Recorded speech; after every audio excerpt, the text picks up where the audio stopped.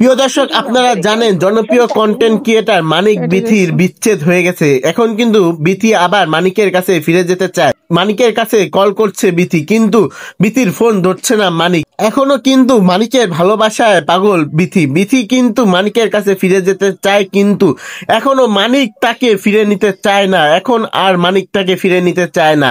তো চলুন কি হয়েছে তাদের মধ্যে বিস্তারিত জানি।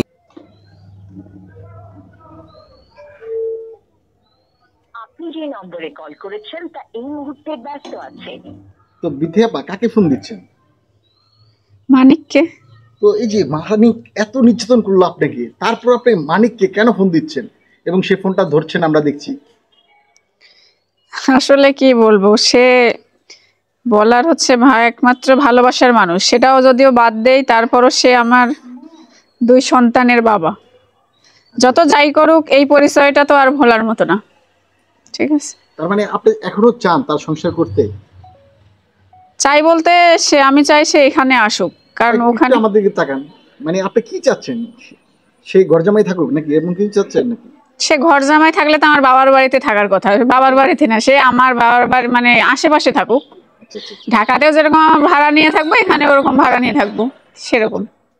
এই যে মানিকের সাথে কি আপনার কথা হয়েছে এরপরে? কথা হয় বলতে খুবই এখন কম হয়, কারণ ও অভিযোগ করেছিল যে সে আমার নাম্বার জানে না, হাবিজাবি। সে 2-3 দিন ছিল মাত্র নাম্বার জানতো না। আমার বাবার ফোন দিয়ে যোগাযোগ হইতো। আর এখন কিন্তু সে আমার নাম্বারটা জানে, আমি অলরেডি তাকে নাম্বার দিয়েছি, তারপর এখন ফোন দেয় না সে। আসলে সব হচ্ছে তার গুটি তো গুছাই নিছে, আর আমার কিসে দরকার? মানে বুঝলাম না, আমরা এটা একটা আঞ্চলিক ভাষা বললেন।